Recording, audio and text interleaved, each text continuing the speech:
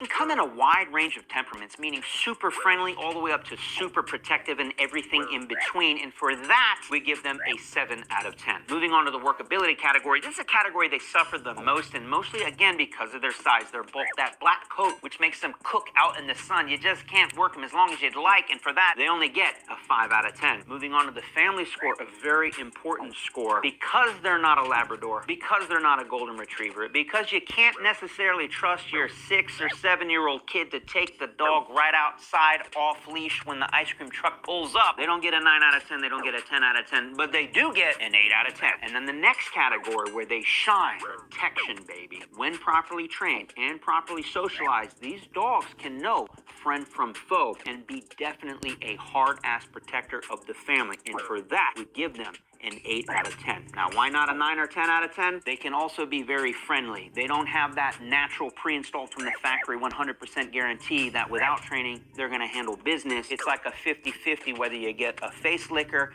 or an ass biter. Moving on to the category of exercise. They score pretty good here because they don't need a ton of exercise like a Malinois, but they're also not completely lazy, again, like an English Bulldog, which needs no exercise whatsoever. And for that, we give them a 7 out of 10. Moving on to the category of grooming. They don't really need to go to the groomers. You could just wash them off with a hose and some shampoo. You'll be pretty good. They also don't drool too much. They don't shed too much. Generally pretty easy to take care of. And for that, an 8 out of 10. Moving on to the category of health. They're pretty robust. They're pretty hardy, but because they're such a large breed, they're going to have that elbow and hip dysplasia. We talked about it. They got that congenital heart defect potentially, and they also could have that obesity problem. And for that, we had to knock them down a few points, 7 out of 10. Moving on to the trainability category, another category where the Rottweiler shines. These are very smart dogs, highly trainable, can excel in pretty much anything you want to do with them. Service dog, cuddling on the couch, protection sports, playing frisbee, obedience, you name it, you can do it with the Rottweiler. And for that, they get an 8 out of 10. But once again, why not a 9 or a 10 out of 10? It's not a Belgian Malinois. It's not a working line German Shepherd. Only an 8 out of 10. But final category, X Factor, baby. Now this is